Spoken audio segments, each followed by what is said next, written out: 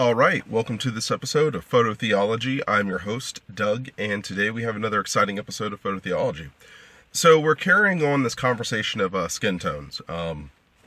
In the last episode, we essentially talked about the kind of person that you want to talk to when you want to talk to someone essentially about camera gear and going after a specific something.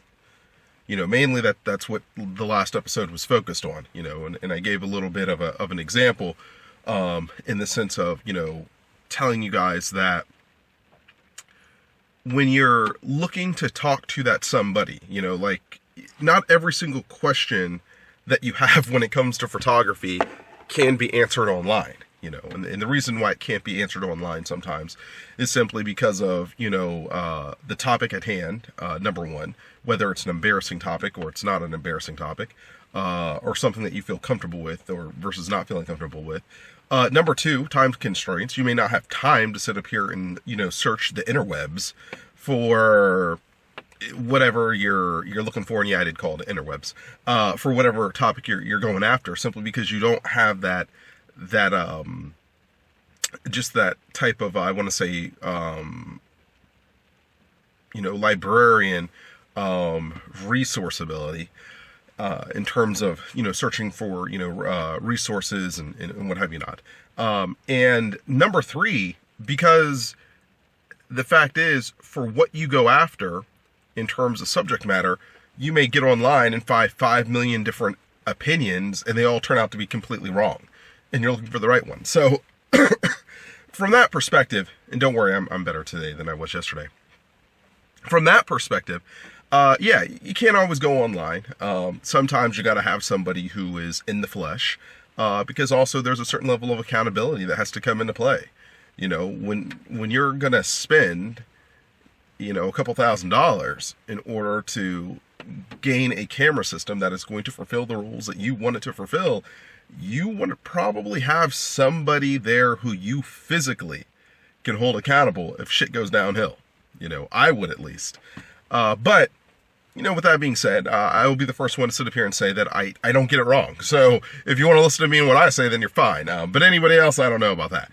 You're just rolling the dice there. You're rolling the dice there. So let's get into it. So today what we're going to do is we're actually going to talk about gear. Now we're going to be talking about gear in terms of technology and in terms of, skin tones. Because originally that's what this whole conversation was about. But we had to go through a couple of things to get here. The first thing was this: identifying your subject matter when it came to skin tones. Again, is it organic or is it artificial? In other words, is it authentic, being organic, or is it dynamic and is it artificial? So that's part one. Part two was establishing the kind of conversation you should hear out of somebody when they're talking to you about this subject matter.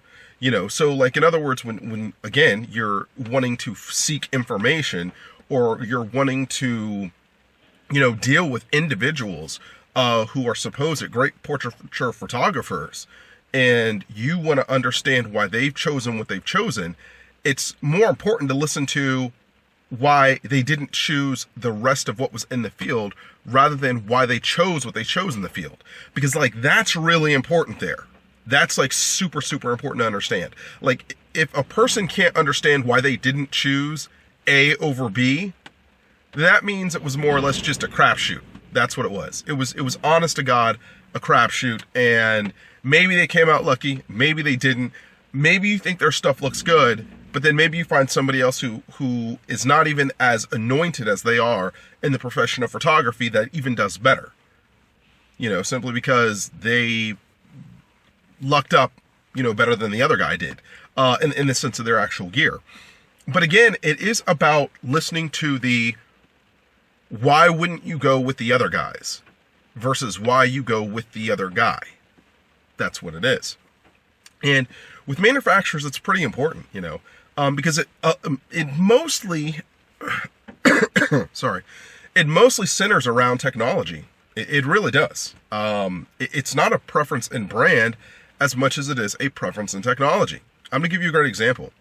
In the later 1990s, okay, you had four big printer brands on the market. Okay. Now remember, my background is digital imagery. Okay. So just, graphics design, and whether you're talking about print or, digitally on screen, this is essentially my background. But we're going to talk about printing here for a moment. You had four main manufacturers on the market that were huge manufacturers in the early 1990s. There was Canon, HP, Lexmark, and Epson. Those were the four big ones. Now, you had Brother as well, okay, in Xerox, but I'm not going to get into those guys, okay? I'm talking about the four main ones that were in consumer homes, all right? Now, at that point in time, in the late 90s, you had this battle between, who was the best when it came to producing photos at home or producing pictures, going into the new millennium. That's what it was all about. And each manufacturer had their own way of going about doing things, okay? You had HP that did a multi-pass system, but the problem is HP would put down like ungodly amounts of layers of ink. I mean, like you're talking in some cases, like 29 layers of ink to create a picture or / a photo. And what would happen is the printer couldn't delineate between standard, paper stock and, heavy gloss, paper stock or what have you not. And what would happen there is you would print off a normal picture, and then what would happen, under your normal print settings is you would come out with this drenched piece of paper. Needless to say, you also replaced your cartridges quite a bit too. You then had Epson. Epson was a great brand of printer, but the problem with Epson that you ran into was the fact that with Epson, the major issue you had was printer heads. They were integrated into the printer, and with Epsons, you had to use them once every, we'll say, 2 to 3 weeks or so, or your printer heads were going to start to go bad. This is one of the big issues that they had. And then, of course, you had Lexmark. Now, Lexmark was a lot like HP. And with Lexmark, they were a, interesting brand, except for they had excessive ink costs. And in addition to that, their DPI system wasn't necessarily uniformed in the way that other manufacturers worked. So, what would happen is like, yeah, you would have this outrageous DPI when it came to a Lexmark, but what you ended up in a situation of was, A, how much ink did it use? B, did the Lexmark actually lay all the ink down on the paper? And C, how expensive was that cartridge? It was pretty crazy back then. And then you had Canon. And Canon, they had their inkjet technology, bubble jet technology. And Canon was a very interesting brand because they had two, model types of printers primarily. They had printers that were, like everyday printers, and then they had photo printers. But in the end, when it came to doing photos and stuff like that, really what it came down to, large in part, at the beginning of the inception of printers, was not the printer systems themselves, because the Canon used a multi-pass like the HP, so on and so forth. But it was the paper itself. Canon just used as a brand a higher grade of paper than Lexmark did, or HP did, or Epson to a lesser extent. And that's partly why Canon was able to excel throughout the years. Now, there were ups and downs when it came to certain printers. There were definitely ups and downs when it came to brands and printers and stuff like that. And I don't want to get into that stuff now, because we can have a whole different conversation on printing technology if you want to. I do that all day. But to make a long story short, what happened to me was this: is I was a big advocate for HP in the very beginning. I was. And the reasoning for it is because HP was a brand that worked off of uniformity. That was like their big thing. So they had like their 45 cartridge, and their 75 cartridge, and their 49, and their 79, and so on and so forth. They had these like numbers that they used with cartridges. But the reason why HP was really good at what they did was because they were a home/office jet, inkjet, I should say, printer. Number one. Number two, why they were good for what they did, was that they were really into uniformity. That's what it was all about for them, was uniformity. And as time went on, uniformity just wasn't enough. Because where brands like, for example, Epson began to overtake HP, Epson tried to go in the beginning after printer speed. They said, let's make a faster printer, yada, yada, yada, so on and so forth. And then we'll get better results that way. Also, paper types, paper variety, or varieties of paper. Epson was more, lenient in those respects too. So, they were able to make some headways against HP, in those kind of arenas. And then of course you had Lexmark, and Lexmark itself just, no, it didn't work. Even when Lexmark got to outrageous DPIs, we're talking like DPIs that were literally double or quadrupled out of HP. And then when you started talking about Lexmark and their later printers, where they had inkjet printers that gave you fine laser text. Okay? Fine laser text. It still wasn't enough. And then of course you had Canon. And Canon they were the fine medium. They knew how to do everything, it seemed right. And I'll never forget what turned me on to Canon. So, I was in my, obviously we're talking the late 90s, much, much younger than what I am now. And, I worked at a retail store. And, I was doing, their printer business and stuff like that. And I was cleaning out the back, and I found this, this photo of a woman. And she was a redhead, and the picture was amazing. I mean, she was hot. She was really hot. But, the picture itself was just utterly amazing. I'd never seen a picture like this in my life. I'd never seen it. And it was a demo portraiture picture. And I asked, what printer did this? And they were like, yeah, and they started laughing. They're like, the printer that did this, Doug, was the printer that you never sell. You're never big on. And I was like, well, what do you mean? And then they pointed over to the Canon. And I looked at the Canon, and I was like, wait a second here. You're not going to sit up here and try and tell me like this bubble jet, 200 or 210 did this, right? And they're like, no, it wasn't. It was the, 5000 over here that did, that did the print. And that changed, like that event right there changed my whole scope of looking at printers and, just technology in general. The whole thing of thinking that you know something, but you really don't know until you find out you don't know it, kind of deal. And that was probably sorry. That was probably my first real event where that happened, where I thought I knew something that I didn't know. And of course everything, played out from there. Needless to say, I became a really big advocate for Canon. I ended up buying a lot of Canon printers and stuff like that over my lifetime.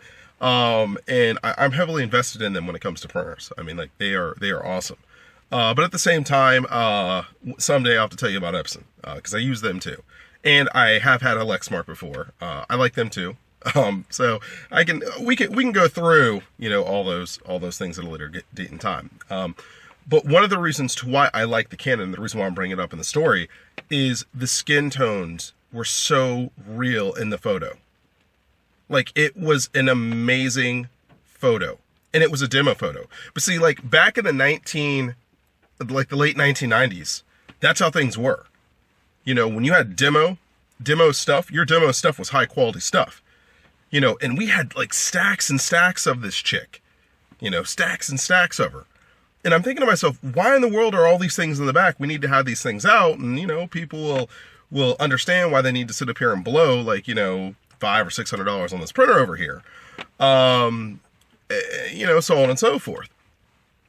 And, you know, it, it just goes to show you what happens when the information is withheld from you that you should know that you don't know.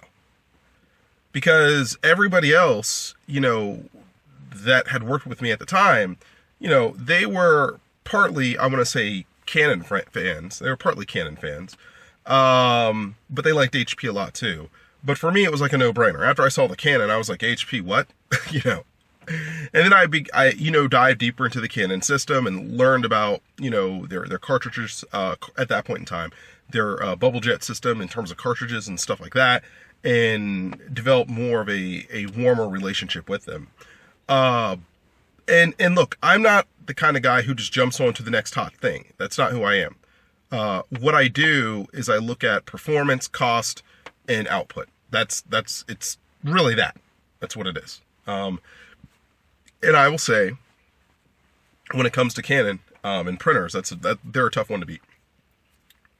So let us not lose track, though, of what we're going after here. Remember, my main reason for telling you that is A, just to take it out of the realm of cameras, and we could, like, again, talk about printers. B, it was the photo that I saw of the redhead. That's what it was. It was the photo that I saw of the redhead that allowed me to sway my, sway my allegiance, if you will, over to Canon. You know, because these were photos that you could reduplicate at home, provided you had, I guess, the slides or, you know, the images at home to reduplicate them with. You know, like, in other words, if you had like a slide converter that converted, you know, negatives of 35mm slides over to, you know, digital, then you could print these kind of things out. And this is one of the real amazing things. And this was what was really exciting about, like, the early 1990s leading up until, you know, up into the mid, or early to mid 2000s. You know, I'm sorry, mid to late 1990s to the early to mid 2000s. That was one of, like, the really, really, really, really, really exciting things, was like printer technology and stuff like that. So before it was ever about digital cameras, mind you, it was all about printers. Okay, like I said, we talk about that in a different scenario, different episode. But that translates over to digital photography. It does. Without printer technology, you don't have or I want to say digital photography in the way that you currently do, you know, today. You don't. You know, it all started with printers, and then from printers it went on to, you know, film, and then it went from film to, you know, what we got now, or digital, I should say, film to digital, you know, and now you got what you got going on now. But my point to what I'm going after here is that when you're talking about camera technology, you really got to look at it from multiple angles. And now that we've grounded ourselves in that part of the conversation, what I want to start off with talking about here is really the purpose of the technology you should be going after. So you should be going after, if you're doing portraiture, one of the main things, if you're talking skin tones, that you need to be going after is you need to be going after color palette, meaning how pure are the colors in terms of the color palette, saturation, meaning how well saturated, you know, is the color palette, and then texture, you know, the texture of the color. You know, is it a solid? Does it seem like it's about to fray apart? You know, what is the system in which you have there? And the reason why I say this is because when you talk about technology and you talk about portraiture and you talk about specifically skin tones, it's all about that. I can tell you right now that if you came to me and if you said, listen, I want to buy a camera that's going to do skin tones, what's the cheapest way to do it? I'd say the cheapest way to do it, if you want to maximize on skin tone reduplication, quite frankly, is you go with a CCD-based camera. That's what you do. Like, flat out. You, from like 2000 and we'll say 2008, go find yourself a whatever, go find yourself a CCD based camera, and there you go. Like, if you're actually trying to take the easy way out of photographing portraiture, and if you think the easy way out is going out and getting like a Nikon D7000 or a Nikon D7200 or a Nikon D810, I hate to break this to you, but you got the wrong sensor right off the bat. You got the wrong sensor right off the bat. The reasoning for it is how the sensor captures the information. That's partly what it is. And when it comes to color palettes, CCD sensors do better than CMOS sensors do when it comes to a true color palette. This has always been the case. This is one of the reasons to why a lot of camera manufacturers with digital cameras started off in the very beginning with CCD technology. In the way that CMOS works versus in the way that CCD works is this.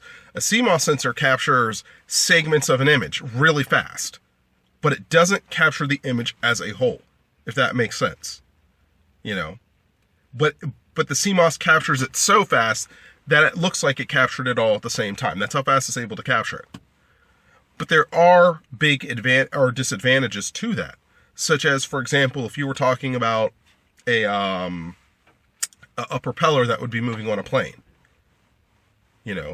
What would happen with a CMOS sensor is that if you were trying to capture that from either a photography end or a videography end, is you would have a really weird effect with the propellers, where the propellers would not look like, just a turning propeller, but they would look warped in nature, or you'd have some other type of weird ass anomaly that would mess everything up. Where with CCD, if you were to capture the same thing, you do get, I want to say to a certain degree, a quote unquote anomaly, if you would like to call it that, but nothing like what you get with CMOS.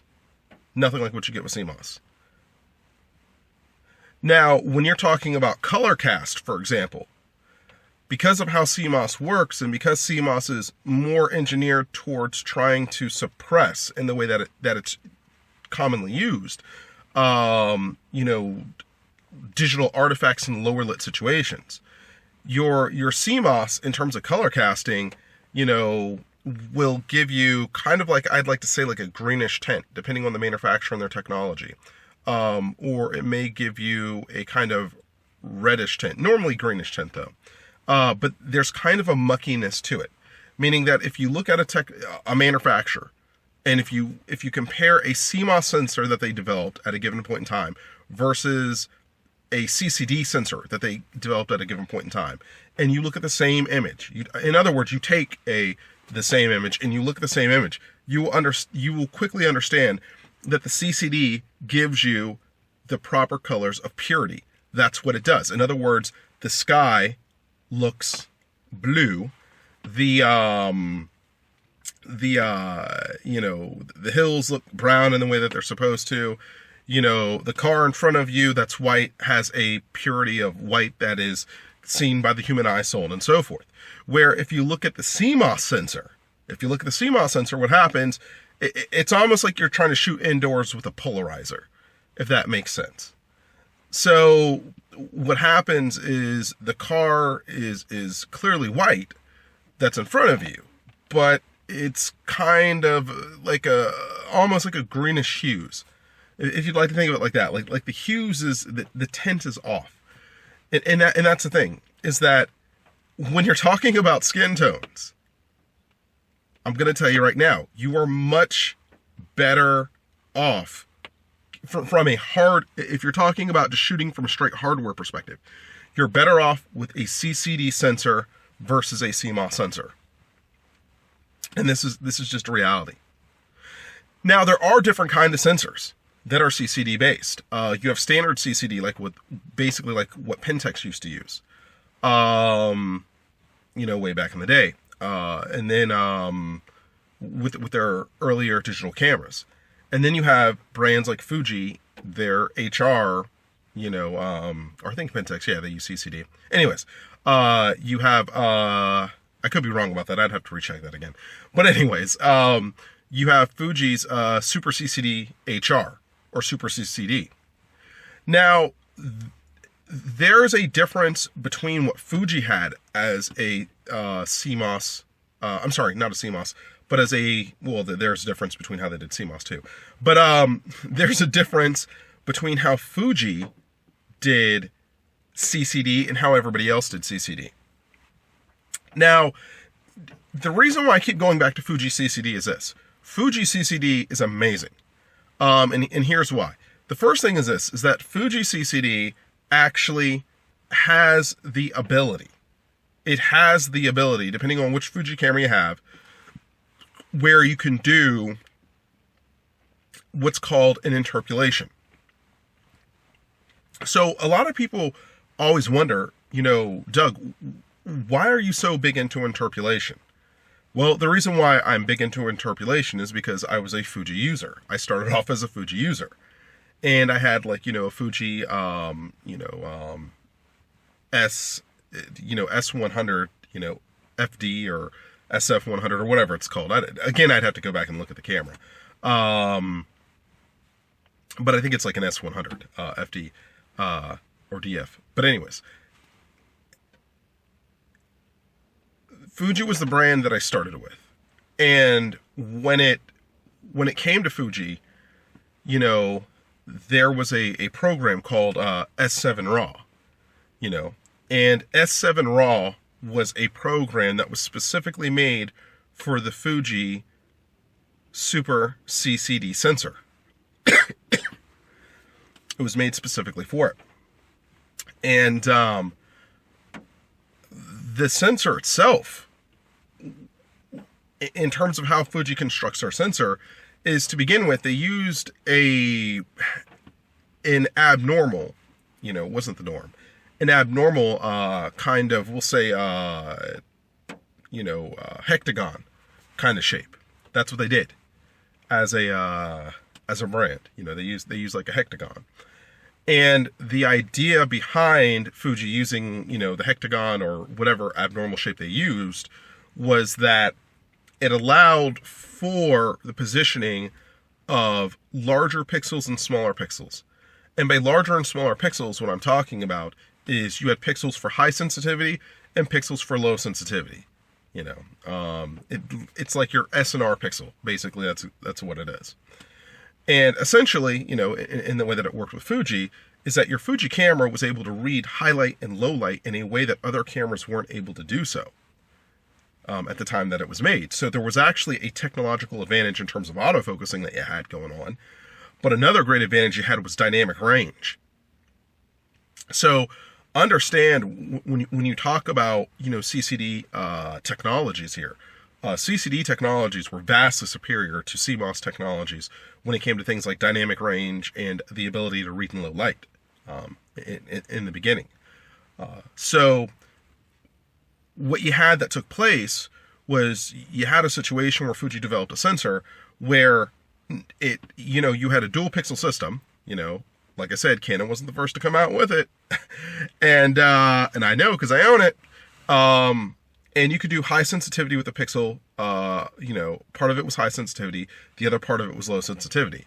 And, instead of having, 11 megapixels, like you had like 22 megapixels that you had. Well, the S7 RAW, what it allowed for is it allowed for you to unlock the full resolution of the image. Because Fuji, in the way that they sold the camera, was they would sell a 6 megapixel as a 6 megapixel, or they would sell a 12 megapixel as a 12 megapixel, or an 11 megapixel as 11 megapixel. But with the S7 RAW, what you were able to do was you were able to unlock the 11 megapixel as a 22 megapixel.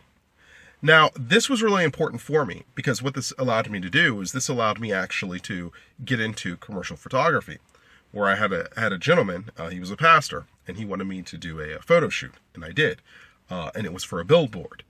And it was right next to, I believe it was the Gahanna Airport that I had in Ohio. But anyways, it's a shoot that I had to do. And it was funny because, he saw what I shot with, which was Fuji. And, he was amazed by just what was so amazing was this, is that he came from down south. Okay, he was a black man, came from down south, and he was really, really dark. But his wife was much lighter in contrast, much lighter. And I'm talking like Hershey chocolate versus dark chocolate here. That's how it worked. But when the Fuji did what it did, when I took the pictures with the Fuji, and granted, I still had to use a flash and stuff like that because I was shooting inside, a church. The Fuji was able to really, really, really, really, really capture the contrast between the two of them. It was able to do that. And this was one of the really nice things about my my Fuji, S100. Along with that, though, just to be honest with you, before I even did that, I was doing shoots where I'd have like pasty white, kind of Irish, Scandinavian / you name it. And then, of course, in my family, I had, darker subjects to deal with as well. So the Fuji had to go through a whole range of characters. And everybody loved the skin tones. It didn't make a difference if you were black, white, or something in between. And it didn't make a difference what the lighting scenario was. Provided it was a good, a decent lighting scenario for that time and technology, for what the Fuji was created for, the Fuji S100 was able to nail it down. Now, I remember, I remember my first, photography offer. And it was basically, these people were getting married at like what might as well have been like a monastery or a cathedral. And they had 250 guests. Now, needless to say, I was a much younger photographer back then, and I knew the limitations of what I had, so I had to decline the offer. But when I think back to the success of my Fuji, how far did it take me? It took me to the point of me realizing that I could be a commercial photographer. But what made the Fuji so amazing literally was the skin tones. That's the whole thing here, the point I'm going after. It was the fact that I wasn't going with CMOS. I was going with Super CCD. And the advantages to Super CCD, clearly, in terms of the clientele that I was able to get, in terms of offers and whatnot, superseded what a lot of other photographers I knew at the time were actually doing. Totally superseded them. So, the first thing is this. Like I said, if you want to get great jobs, and steady income flow and stuff like that, and if you're concerned about the skin tone aspect of things, because I will tell you that will impact your job. That's why I spent a whole hour and a half talking about skin tones before I even got my butt into technology. And then that's why I also spent another hour and a half talking about having somebody who understands, technology, to the point of what I'm talking about here. The Fuji's was the way to go. The problem that you had with other brands at the time, and you still have with these brands now, is it's CMOS. They're using CMOS sensors. And that's a huge problem. Because what happens with the CMOS sensor is that it always jacks with the color palette. It does. Now, I know when you listen to this, you're going to say, well, wait a minute here. So you're telling me you can't use any camera that is beyond a Super CCD sensor to take a great picture. No, that's not what I'm saying. Okay, that's not what I'm saying, and I want to make that clear. What I'm saying is that if you want an easy out, to doing portraiture and dealing with skin tones, you gotta go CCD. That's what you gotta do. Now, to whatever CCD you go with, that's a different story. Okay? And what I mean by that is this, is that there are clearly different types of CCDs out there. All right? When I picked up my Canon, when I turned down the Canon 40D and I picked up my Fuji S100, that was one of the smartest moves I'd ever made in my life when it came to photography. That clearly was. Because I would not have made the mileage that I would have made had I gone with a Canon. That's just, it's a God-given there. And the thing that you have to understand where Fuji comes from is not only did I have Super CCD technology, which was high resolution at the time, but also with Fuji, what I had going on was film simulation. You know, it was the fact that in the way that it worked with Fuji was the Fuji system actually was set up in a way where I could have older different film types that they had in the past, you know, which was quite frankly utterly amazing. I mean, it really was. And it was a fine-tuned camera. I mean, the camera shot 3 frames a second, which at the time, that was just as fast as your common SLR. It only used a 2/3 sensor versus a compact sensor in an SLR. It gave you a lot for the money. And Fuji really built a fine-tuned machine. Body-wise, built way better than any Canon Rebel or any 40D camera. I mean, that camera I've had, it's been dropped and everything, and that sucker is a tank. It is a really nice camera. And of course, you know, it had like a tilt screen, and then, you know, you could pop a, you know, speed flash on top and stuff. The only issue I'd probably say I have with the camera is probably actually the speed flash, because I have to shoot manually with a flash. So that was something that I learned. But regardless of that, and that's where I got into mitts when it came to flashes and stuff, which was pretty cool. But anyways, regardless of that, yeah, CCD is the way to do it. You know, now, one of the other advantages that CCD actually has, CCD cameras have, is when you talk about not only having a better color palette and having better, you know, texture, and I want to say tonnage. Another reason why CCD is actually better, CCD cameras have smaller pixels. So you have to ask yourself a question here. Do you want to be a portraiture photographer that is trying to do high resolution shots? Or are you trying to be a portraiture photographer in terms of dealing with your skin tones and stuff like that, where you're doing, you know, baseline resolution shots? In other words, are you trying to have a high output of resolution for billboards and for, you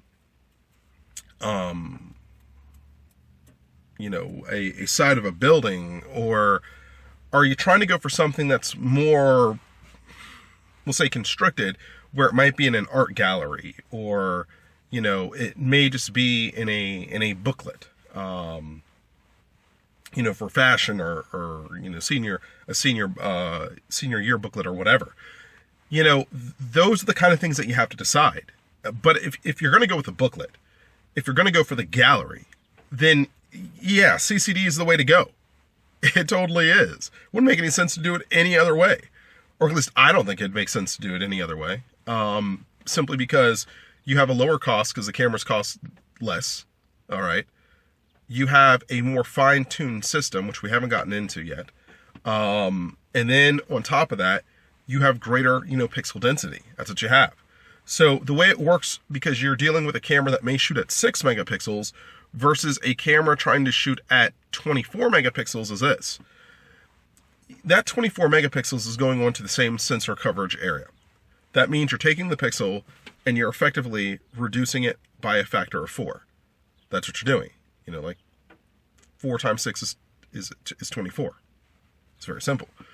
So you've got, in the overall scheme of things, 4 times the, at least I should say, 4 times the pixel density. Now, one thing to understand about, you know, older cameras that are CCD based versus cameras that are, you know, CMOS based, that are newer cameras, is the way they're able to take in information and then accurately portray colors are second to none. Like, you got to understand that when you spend money on what you spend money on, in many respects in today's market, you're trying to spend money on a camera to try to recapture the abilities of your older camera while adding newer abilities on. But which one becomes the more prevalent one when it comes to portraiture in terms of skin tones and stuff like that? I would say capturing the abilities of the older camera becomes more prevalent. Like, the biggest problem that most people run into is they run into a situation where they switch up to a brand new camera, and then their color system is completely shot. They don't have the saturations. They don't have the tonage. A great example would be the Nikon D3000. Take the Nikon D3000 and compare it up against any Nikon in today's market. I don't care which one you want to choose. Any Nikon. If you want to go with the Nikon, we'll say D3200, 3300, the Nikon D7000, or even the Nikon D7200. Go ahead and choose any crop. We'll just say crop for the sake of this conversation. Go ahead and pick any of the crop-based units and compare them to a D3000. Now, the D3000 only has a 3200 ISO, and the D3000 doesn't use, a 24 megapixel system. It uses something that's much, much less.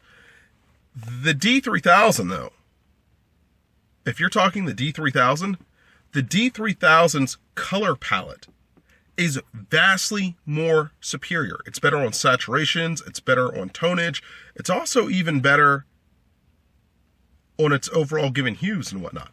It's just a better system than what you have with your 3100, 3200, 55 or 53 or 7000 or 72 or I'm sorry, 72, yeah. 51, 52. Choose any of those cameras. It doesn't matter. The story that I just said is still the same. It's not better. It's in the same way that if you were to talk about a Nikon D40 or a D40X, okay, which I'm not a big fan of those cameras, but those cameras are actually better when they come to their color and saturation, and they're better in their overall tonage. And actually the D40 is better even in its white balancing aspect, auto white balancing system, than what you have with your later Nikon series. Now, the reasoning for this is very simple. And although these cameras are not CCD cameras, they are CMOS cameras, I'm just going to prove my point with keeping it in the family here, which is when you buy a newer camera, you have to understand what are you giving up to get that expanded ISO. Like, do you really sit up here and think Nikon's going to build a camera that's going to take a picture as good as the older camera does, make it for effectively half the price of the older camera, and give you twice as many features to boot? And this is where a lot of people get tripped up on Nikon. What happens is this, is that they had an older Nikon camera, okay? And that older Nikon camera may have cost them $1,000, right? Cost them $1,000 when they bought it. So now they walk into today's market, and their whole attitude is, well, I know I spent $1,000 on my Nikon, D50 or my Nikon D40 or my Nikon D whatever. But now what I'm going to do is I'm going to go get that, Nikon D50, 5300 over there. And I'm not 24 megapixels instead of having like 6 or 10 or 12. I'm also going to have a 25,000 ISO expansion versus having a, 16 to 32. And yeah, I'm going to shoot 5 frames a second versus shooting, the 2.5 I might have been shooting at, or whatever it was that you were shooting at the time. And yeah, you think that you're getting a whole lot for the money. Then what happens is, of course, you go out and you shoot with the camera and you realize something doesn't look right. Something doesn't look right. And when I talk about this in terms of, like skin tones and textures and stuff like that, what you got to understand is this. There was a point in time when you could actually shoot in JPEG, and by today's standards, there'd be no reason to shoot in RAW.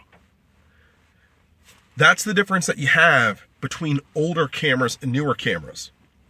So literally, I can shoot in JPEG in a much older camera, whether it's a Nikon D40 or whether, it's a 3000, or if we were to go further on back, again, going to like a Fuji Pro series, like an S Pro series, I could easily shoot in JPEG with a Fuji S Pro series. Easily shoot in JPEG. And probably it's preferred to if you want to make it easy on yourself. In my color palette, my saturation, my tonage and texture and hues is going to be vastly superior than you shooting in a Nikon D7200 with your 24 megapixels in the RAW. I guarantee you it's going to look better. And the reason why it's going to look better partly is due to, I'm going to say, the pixel density difference. You know, in other words, it's a give and a take. You can't have 24 megapixels, you know, in other words, have, you know, 4 times less the density of overall information evaluation there from pixel to pixel, and then come out with the same. You know, then on top of that, what you're doing is you're trying to expand that image. So realize by having more denser pixels, having each pixel have less information in terms of lighting, you know, coverage and whatnot, and then expanding the image literally 4 times what the image was before. That compounds a problem on top of a problem on top of a problem. That's all you're doing. And this is why newer cameras, in many respects, have such shitty images in terms of SLRs versus older cameras. This is another reason, though, why I think Samsung does what they do, where they say, listen, we may slightly oversaturate the image, we may extend out the dynamic range to the breaking point, and then you have to dial it back in. The reason why Samsung does that with their camera is because they know that cameras in their current state are not as colorful as other cameras are. Now, CCD is one way to do it, okay? One way to do it, all right? So, again, you come to me and you say, hey, look, what is the cheapest way? I'm going to straight up tell you CCD, okay? That's the cheapest way to do it. Literally, you go get yourself like a Pentax CCD-based camera. Go get a, because I believe that they had older units that were CCD-based. Before my K20D. You go get a Fuji S, you know, an S Pro line camera. You do that, which uses a Nikon mount, by the way. So you're good there if you've got Nikon lenses. You do that, you're taking care of your issues when it comes to the whole, you know, portraiture skin tone deal. You've already taken care of your issues. Now, let's say that you decided, hey, I still want to have CMOS. You want to have CMOS. Okay, so you want to have CMOS because you want to have better low light shooting capability or whatever it is. Keep in mind, the Pentax at the time that it was built was phenomenal when it came to low light shooting capability. Definitely blew Canon out the water. Oh, and Fuji, by the way, phenomenal when it comes to low light shooting capability and low light imagery. Again, they blow Canon and Nikon out the water. They utterly decimate Nikon, and Canon doesn't stand much of a chance unless you're going full frame. They just don't, okay? So, as you listen to what I'm telling you here, you know, another reason to why you go CCD with an older camera is even at that point in time, those CCD cameras were still superior to CMOS sensors. You know, the CMOS sensor theory was not proven until, and this is more of an until, Sony just gained more and more and more market share when it came to sensor development. In other words, the reason why you have a lot of manufacturers that use CMOS sensors and not CCD is because technologically for them, it was more quote-unquote beneficial. That's why. It was more beneficial. Plus the amount of money that it takes to develop a CMOS sensor is outrageously high, which means, in short, this. You got to put it in something else in order to make the money up. Like, in other words, you can't develop a CMOS base sensor, put it into one camera, and expect to make your money up. If you don't believe me, simply ask Casio. Okay, Casio, at the time of the that I bought my Fuji, what was it? Fuji S100. Casio came out with like their FZ1000 or whatever it was. I can't even remember what the camera was, the name-wise of it. All I remember is this about the camera. I was going to buy the camera, thought about it, didn't buy it. It was a 6-megapixel camera, used a CMOS sensor, and the camera itself shot 60 frames in 1 second. Yes, it shot 60 frames in 1 second. With flash, it shot 7 frames a second with flash on. Yeah, that was Casio. Now that camera's valued, instead of 1,000 at the time that I looked at it, it's valued at like 3,000 to 4,000, just depending on, who you buy it from. Okay? But why is Casio not on top of the camera world? Well, it's simple why they're not on top of the camera world. The reason why Casio is not on top of the camera world is 60 frames a second is kind of like a waste. Like 20 frames, great. 60 frames, not so great. It's just too much. B, Casio tried putting that concept into one camera and one camera only. That was it. And it went nowhere because you can't just build one camera and then say, hey, guys, guess what? We're gonna sit up here and pay for all the R&D that we had going on with this. So what Casio tried to do is they tried to build lower line variances of the camera, which absolutely positively made no sense. And then the final nail in Casio's coffin was when Sony came out with the XMR sensor and they were doing a burst shot of 10. There you go. Now, when you talk about, newer CMOS sensors and why is it that manufacturers go with newer CMOS sensors? Part of it is R&D, funding. You just got to pay for what you spent money on. Again, if you don't believe me, look at Minolta. Minolta left the camera business, and why did they leave developing digital cameras? They said it was because of the sensor. They said it was just too expensive. They were probably the smartest camera company out there. But also, you take a brand like Fuji. Fuji went about 5 years, or 4 to 5 years between the transitioning of the Fuji S Pro lineup to the Fuji X, X lineup that they have now, X-Trans lineup that they have now. So you got to remember here that it takes time to develop sensors. And the reason why it takes time is because you've got to find that pivotal point. Now, brands like Nikon, they just take whatever Sony gives them. But that XMR sensor that Sony developed, that Nikon essentially uses in their stuff too, and everybody else uses now, that thing cost Sony about 4 years of development and a couple billion to boot. And I believe at the time it was a joint operation between Sony and Canon. Sony just came out with a way better sensor than Canon did. That's why Canon still is lagging behind in terms of CMOS development, and Sony has just blown straight past them. But that's also why Samsung, aside from the joint, manufacturing venture with Fuji and Panasonic, that's why Samsung's like the only manufacturer out there developing a real sensor for marketing in the digital camera arena. Now, don't get me wrong, there are other manufacturers that are building sensors and stuff like that. But what they find out is this: it is way too hard to try to replicate what a super CCD is, let alone a CCD, in terms of its performance in a CMOS setup. It's almost next to impossible to do. Or so far, it's been next to impossible to do. And the reasoning for it is the capturing method. I mean, that's number one. Number two, the other reasoning for it, is the camera market has simply just shifted. It has shifted terribly into the realm of capability expansion in terms of ISOs, in terms of dynamic range and stuff like that.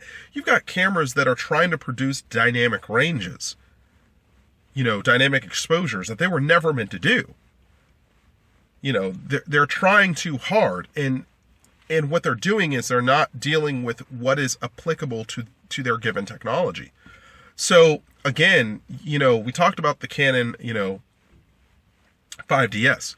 The reason why the Canon 5DS has been a success to a limited extent for Canon, and I say loosely, a limited extent to Canon, is because the 5DS does something that Canon users really just have to accept in order to have a 50 megapixel camera, which is they eliminate expanded ISO dynamic exposure.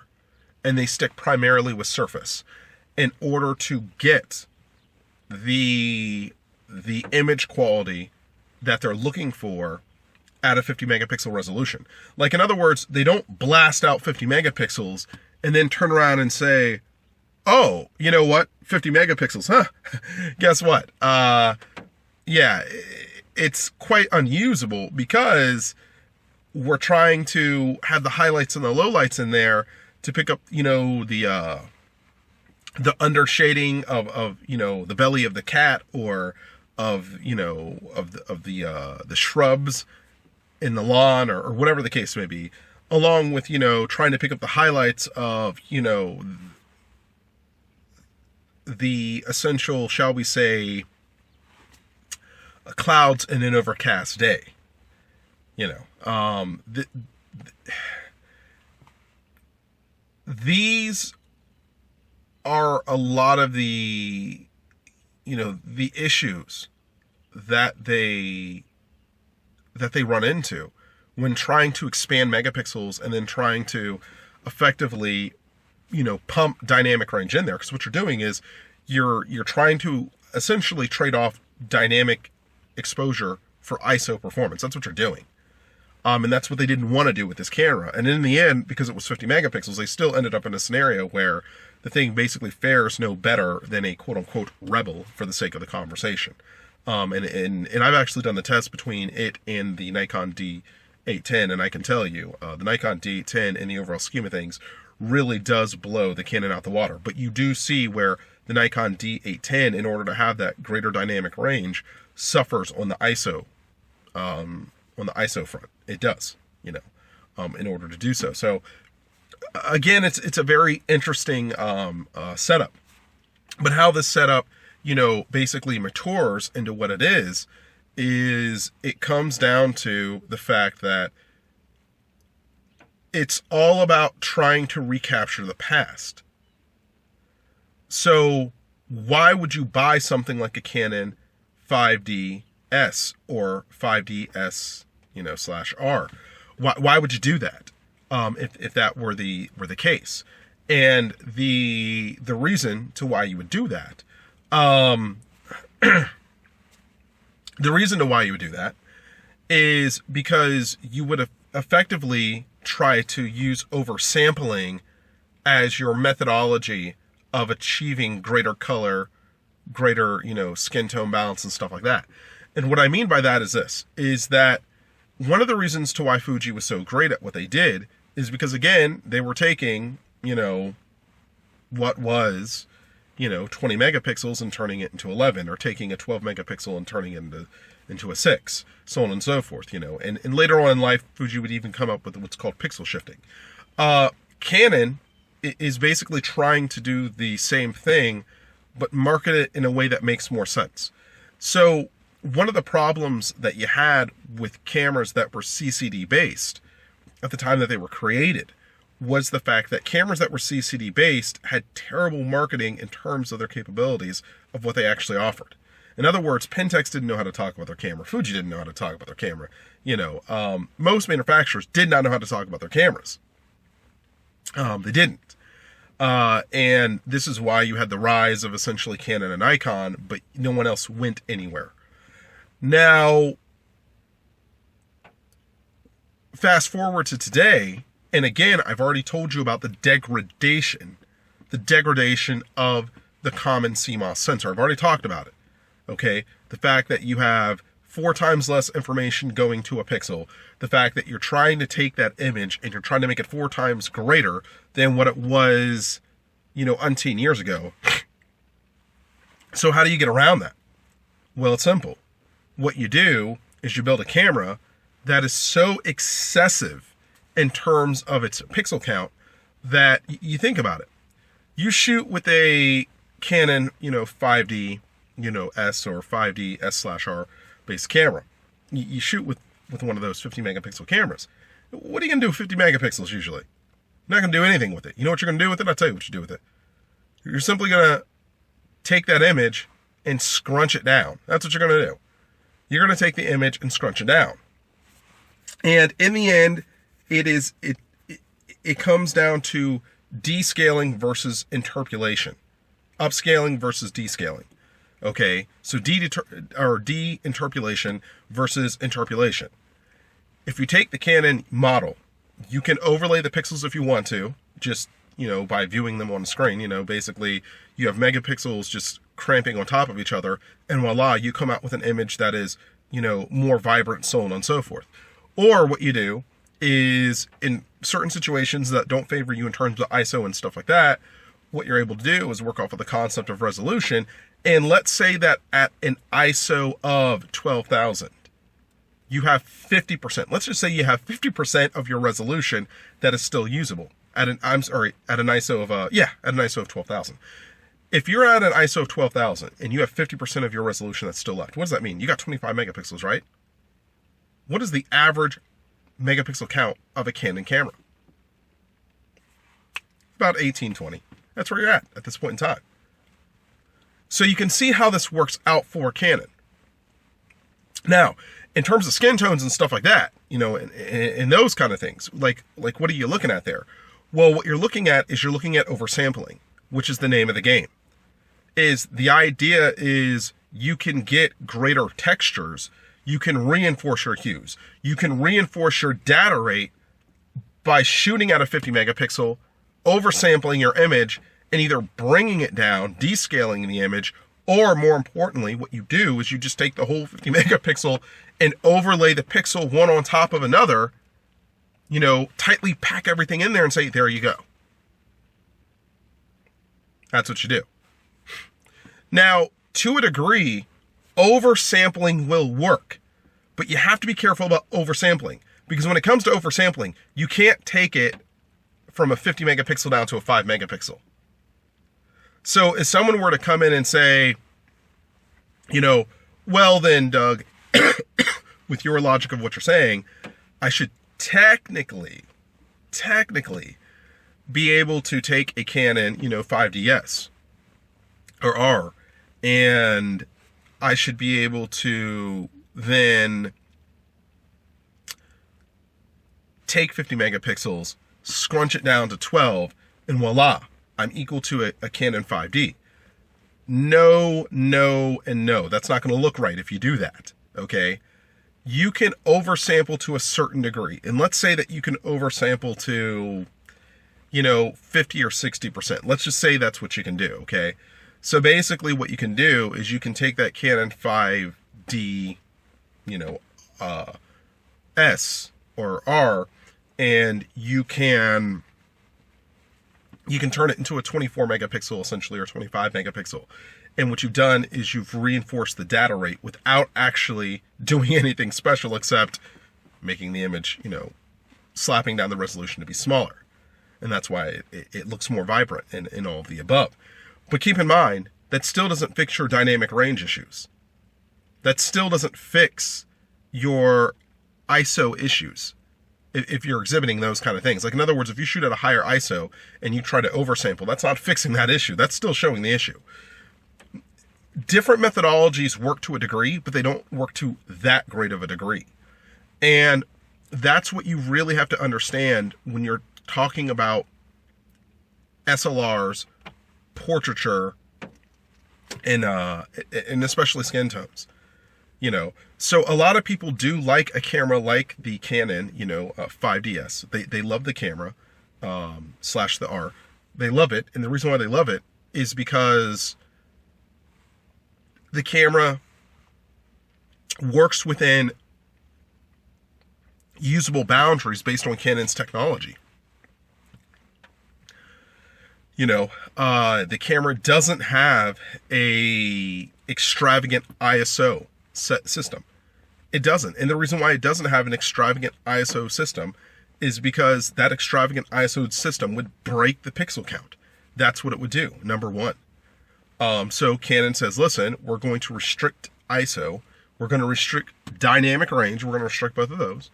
And what we're going to do as a result is we're going to try to work off of a concept of having a better color palette and a better resolution to boot. And that's the attempt. So when it comes to cameras, especially CMOS, the thing that you got to really understand here is that by Canon making the restrictions that they've made on that camera, what they've done is they've basically ensured that their surface performance is going to be at an unwavering level. Now, is it at the level that I would say is acceptable when it comes to, camera technology in today's environment? I would say that's an argument that you could make one way or another, but I would also say that you could always get a Pentax, 645 40 megapixel camera with its, again, CCD sensor, and you're going to come out with a better color palette that way. Even though it may only shoot to a 1600 ISO, you're still coming out with a better color palette that way. Now, I know some people are going to look at me and say, hey, I can't even fathom shooting with a camera that's only going to have a 1600 ISO. And let me tell you something, based on that. Most CCD cameras only shoot at a 1600 ISO. So, yeah, if you're going to go CCD, you got to understand, you're not going to be shooting at like 64 or 12,000 ISO. That's not going to happen. You got to go CMOS in order to do that. And it's in the way that the image is captured by the sensor electronically. But, and here's the but part, but what you also want to understand at the same time is that you have a choice to make. You have a clear choice to make. Your choice can be, you can take the easy way out, which means that you don't deal with low-lit situations that often, in the sense of cranking up, 3200 or, shall we say, to 12,000 ISOs, or 12,800 ISO, that is. You have a choice to make there where you don't dabble in that kind of stuff. And what you do is you deal with surface quality. And by surface quality, you literally are talking, 100 to 1600. That's what you do. Now, granted, what does that mean if you're stuck in that situation with the CCD? So you might be thinking, okay, Doug, so I'm totally feeling you on the CCD thing. I mean, you told me my price ranges can be anywhere from 500 to 4,000, which is pretty much, yeah, that's where you'd be at this one time for a good CCD camera. But even a really good one can be at like around 500 or so. In terms of skin tones and colors and textures and stuff like that, all included. So why would I pick a camera that can't shoot in low light? And what I would say is this: you can still get a camera that shoots in low light, but what you really have to concentrate on are better lenses. See, this is also one of the really big advantages to going with a CCD camera if you haven't already made the initial investment, which is, although you're going with, in many respects, what would be an older camera, because practically all of them are older cameras now, don't forget, mechanically, back then cameras were built different than they are now. So you're going to have better mechanics, typically on the fly, than what you're going to have now in terms of focusing and stuff like that. That's number one, for what they're going to offer. They're going to offer really good mechanics compared to cameras that you have now within the same class. Meaning that newer cameras either haven't budged in terms of their autofocusing speeds or stuff like that, or what they have done is they've actually descaled in performance due to, I want to say, the lack of pixel density and stuff like that in terms of light evaluation and things like that by the camera. So you always got to keep those things in mind. But the other thing I'm going to point out is this, is that it allows you to take your money and put it towards what's going to be important for you, which is the lens. I mean, like, it makes perfect sense. So if I go out and if I get a Fuji, shall we say, a Fuji S Pro 5 or S5 Pro, however it's said. Let's say that I go out and get a Fuji S5 Pro, all right, and I want to, take the extra cash that I have and really make a really good investment with it. Well, of course, you could pay into some batteries and stuff like that. That would probably help you out too. And of course, you got the memory card and stuff like that. But beyond that, you know what you're really looking at? You're really looking at just better lenses. That's what you're looking at. So with that money with the Fuji, instead of getting that Nikon that f1.8 lens, you know what I could possibly get? I could possibly get that Nikon f1.4 lens, you know, or, you know, instead of getting that 55 to 300, I might be able to now afford, depending on what I was looking at, a, you know, 100 to 400 millimeter lens, or the 70 to, you know, 70 to 300 millimeter lens. The fact is that your glass is definitely going to step up. That's what's going to happen. And in the end, that's what matters. So, you know, and look, I'm not a believer that glass is everything, okay? I hear a lot of people that talk that stuff. And the reason why they talk that stuff is because, A, they really don't know what they're talking about. There's no way on earth that you can sit up here and say that the lens is everything. If I have a camera that shoots at an ISO of, we'll say 1600, that is a 1.4, you know, and, you know, effectively it's a, you know, it's like a Nikon D3200, okay, and then I have, like, you know, a Pentax 45 or 645Z, you know, with a just 2.8 lens, you know, shooting at, you know, which is a medium format camera. The medium format camera is going to overtake the compact sensor with its 1.4, you know, f-stop. It's going to, you know, I mean, like, there's within a margin of acceptability, I would say glass is important. I would say that. And definitely, you know, we're talking about portraiture photography here, and skin tones. That makes a huge difference. But you got to understand, if I'm with a medium format camera and my f-stop is, we'll say for the sake of the conversation, you know, 2 to 3 grades down of another camera's f-stop that's with a compact sensor, I'm quite sure the medium format is going to overtake the, you know, in this case anyways, it's going to overtake the compact sensor. It will. It's going to. It's just because in the end you can also use, again, the concept of oversampling and stuff like that. I take my 50 megapixels, condense them down, boom, the Nikon's shooting at 24. I've already reinforced my colors. I'm already using a superior color palette to begin with because it's a Pentax versus a Nikon. And in addition to that, you know, we could sit up here and talk about other things.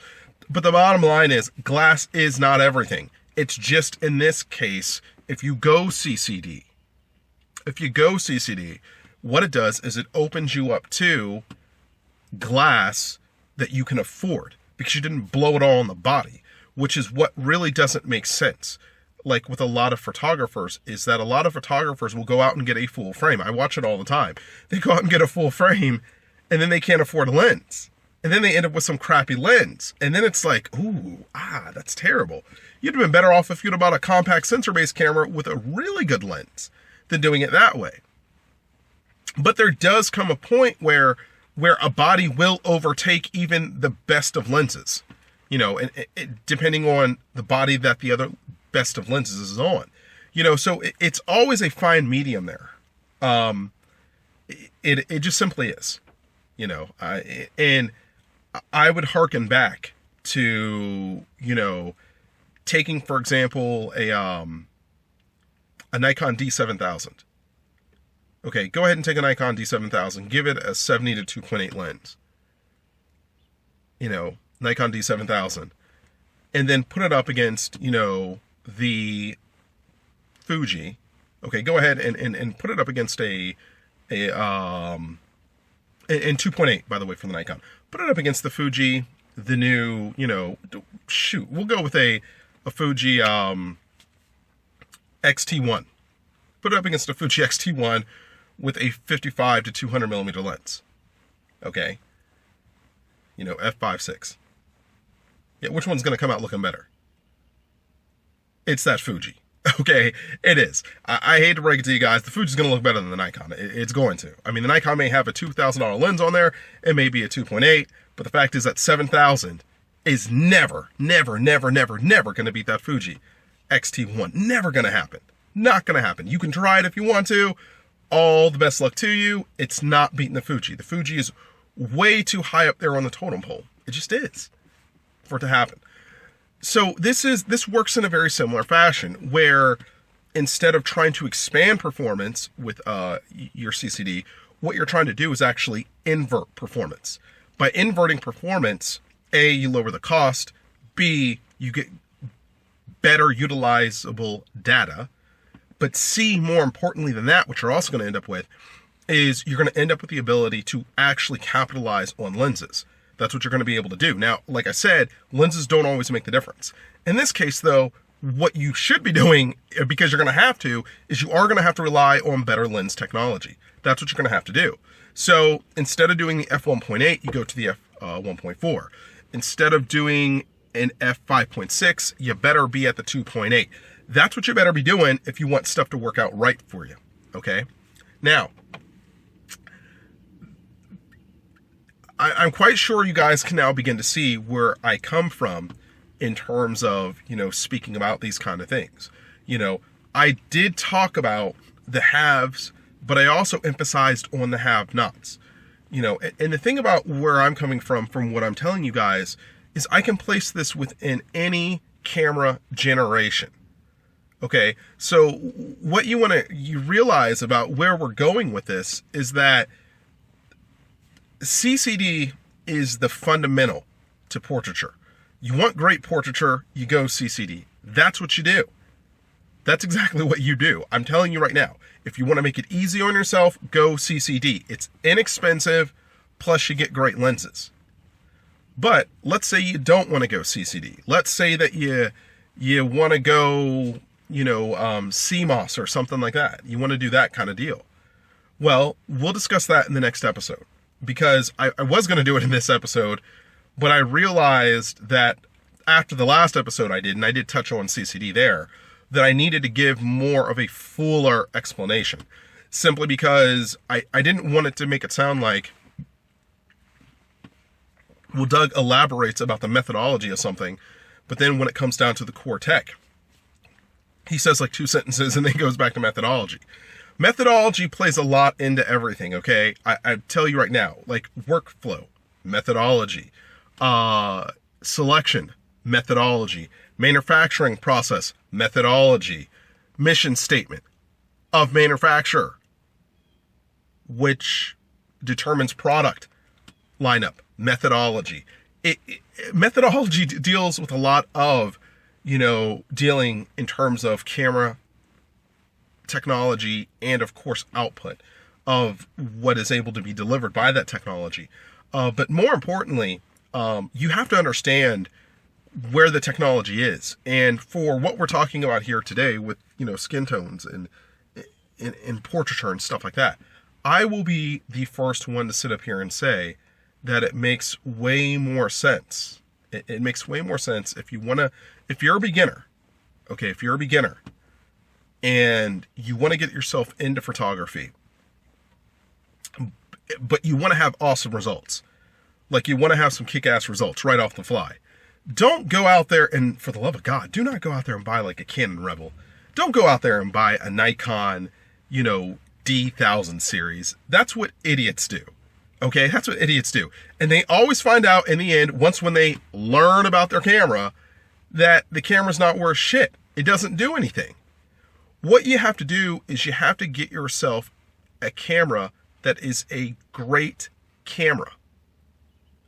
That's what you have to do. And if you budget yourself for like $500 or below, then what you do is look for a CCD-based camera. That's what you do. Now, heaven forbid, you might not be going to, I want to say, your local retail center and purchasing it. You'll probably purchase it off of Amazon. But guys, that's where you're going to find your great cameras. Remember, these cameras have lived through the generations. They've already proven their worth. They have. And they're totally worth what you spend on them. But you think about Craigslist, you may end up getting like a Fuji for $300. You may end up getting a Pentax for $150 for all you know. And then all that extra money you have, you put towards a lens. That's what you do. That's what you better do. And I'm telling you right now, don't try to sit up here and do portraiture and shoot with a 18 to 55 lens. If you do, that makes you an idiot also. Okay? So understand, I'm not saying be cheap on camera body and be cheap on lens. What I'm saying is You can start off with a cheaper camera body that at one point in time costs like, $2,000 to $3,000.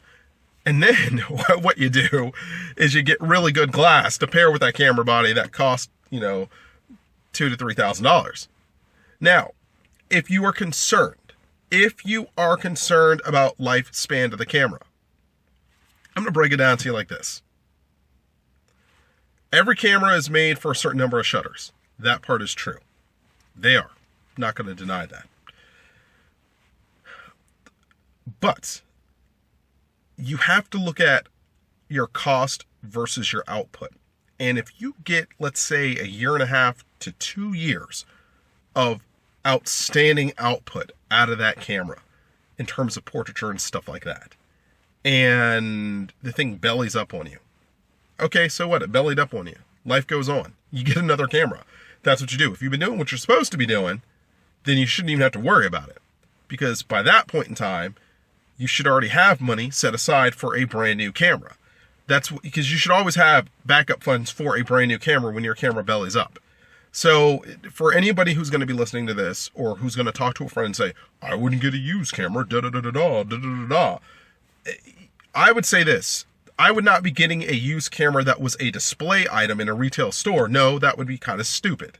But if you were talking about getting a high grade used camera that was used under, acceptable conditions, what you would deem acceptable conditions, and you're willing to take the person at their word for what they told you, then I'd say go ahead and do it. I would. And regardless, even if you got like 2 years out of the camera and then it said, I've hit my max, shutter, I'm done now, life is over for me, fine. You spent $400, you got 2 years out of it, what is that? $200 per year, right? Nothing wrong with that. Especially if you're doing it from the standpoint of, I'm just getting into photography, or I'm learning, so therefore I don't want to spend a lot of money. That's how you do it. If you don't want to spend a lot of money, then go find something of high value that's an older product, and then use that product. That's what you do. Now, for those who are not worried about the bottom dollar, okay, like in other words, it's like, dude, look, I came to you and I was thinking full frame, and you're up here talking CCD. Listen, I hate to break it to you, but the facts are the facts. Okay? I do. I hate to break it to you, but the facts are the facts. You may be budgeting for a full frame that costs X, Y, and Z amount of dollars. You may be doing that. Okay? And that's cool if you are. All right? That's your prerogative. You can do that if you want to. The fact is, it doesn't change the fact that a Super CCD camera from Fuji is going to utterly obliterate a Nikon of any decor in the current market in the way that they make their cameras. If you're talking about portraiture and skin tones, it's never going to work. Like you're never going to be able to get a Nikon that is full frame that is going to overtake the Fuji. It's not going to happen. I know photographers who are really, really good photographers who still hold on to their Fujis. Glenn, God bless his soul, he won't even go to a Fuji Pro 5 yet because his 3 has done so great. And I've been talking to him about going to a Fuji X-Trans sensor. But, as a person who uses a Pentax K20D a lot of the time, I understand when you have that synergy, that bond with your gear, where it's not about the subject matter in what you're photographing, but it's the experience that you're having with that camera in that moment in time. To try to attempt to reduplicate that on a hunch, for him is not worth it. He gets the output that he's looking for. And he knows that from a coloring perspective, he's not going to recapture that in most cameras in today's market. Now, even though I'm talking about a 5, which is like 5 years old or whatever, probably even older than that if I start thinking about it, a Fuji S Pro 5, it doesn't mean that that's even right for him to go there when his 3 has done him so well. And I mean, like, that's the whole thing. You're talking about gear in the sense of, if the gear really does work for you, you're more than likely not going to step away from it. You're just not. And that's just the reality of it. I personally, if I were him, I would jump to an X-Trans sensor-based camera, and I would do it for a whole host of reasons. But for him, I understand, when it comes to the colors and the tones and all that fun stuff there's a reason why he goes Fuji, and all I got to do is go look at my palm and then, the back of my hand, and I'm like, oh yeah, now I remember exactly why he does that. So, to that point, just, what I want to, stress here is that this episode here is about the easiest way of getting past the whole skin tones thing. In the next episode, we're going to get into something a bit more advanced, which is going to be CMOS, and how to use a CMOS camera to get around skin tones, or what cameras that are CMOS based are great for skin tones. So we're going to get into that, okay? But you'll basically, I think, understand why I started off with CCD before I went into CMOS when it's all said and done. Understand, CCD is basically it's the cornerstone of portraiture photography in terms of sensor technology. It's the cornerstone. CMOS is basically the attempt, and I would phrase it like this. Think of CCD as being a pyramid when it comes to architectural design. In other words, it's there forever and a day, no matter what happens. Your CMOS, in the way that you got to look at it, I see it more as a 20th century architectural design in the sense of the industrial aspects of skyscrapers and things like that. They're impressive, but they have to be maintained. They got to be tweaked, and they got to be this, that, and the other. And give it 100 years, if it's not touched, it's going to fall to pieces. Where CMOS, it never changes. So, like I said, next episode we are going to go into CMOS. Okay, we're going to go into CMOS, skin tones, and what they have to deliver. So with that being said, you guys take care. I'll talk to you later. All right, bye-bye.